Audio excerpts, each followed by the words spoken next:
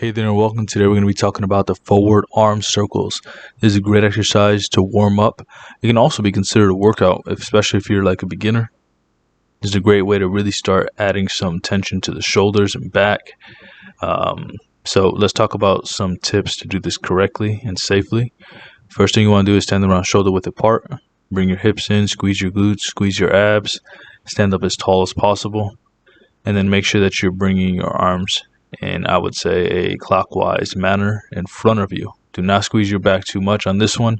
We want to start adding some variety, and the way we're going to do that is by doing backward arm circles at a different time. Also make sure that you keep your chin tucked and straight and that you're doing semi-large circles. So not enormous circles and not super tight circles. But before we continue with more tips, and later on in the video we're going to talk about some mistakes, here's a word from today's video sponsor. I'm today's video sponsor, and if you'd like help losing fat or gaining muscle, there are a few ways I can help you down below. Either set up a free consultation with us, purchase through one of our free affiliate links, or purchase one of our instant access affordable training programs. Can't wait to be of service to you. Now let's get back to the rest of the video. You also want to make sure that you're doing this in a controlled fashion, and you want your arms to be straight. So try to lock your elbows out. That way you can really maximize the tension on the shoulders themselves. If you bend your elbows, you're going to realize that it's way easier because you're lifting less. I know that sounds like weird, but the further the weight is from the midline of the body, the more difficult it's going to be. So if you end up bending your elbows, and even if you try this right now, you're going to see that it's a lot easier because you're not necessarily lifting the same amount of weight relative to how far the end position is. I hope that makes sense. But just try it. Actually do it, and you'll see what I'm talking about. And that's the same thing when it comes to all these form videos. You want to make sure you're actually doing them after you watch the video, because then everything is going to start making more sense. Don't just watch the video and think you know how to do it. Go and actually do it. And then that way you know for sure that you know how to do it safely. And if you have to, come back to this video or any video that you watched and make sure that you do it right. That way you can get the most out of this exercise and minimize your chances of injury.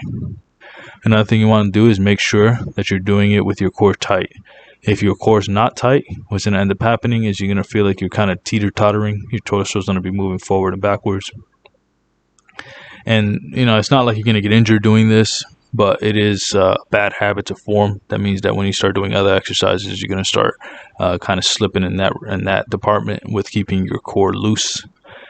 Now, with this exercise, you're going to feel this a lot in your shoulders, which is fine. It's okay. If you're a beginner, just do it like that.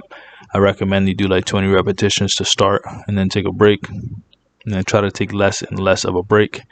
And that way you can, build some musculature with this. You're not going to build much, by the way. It's just a beginner or warm-up type of movement.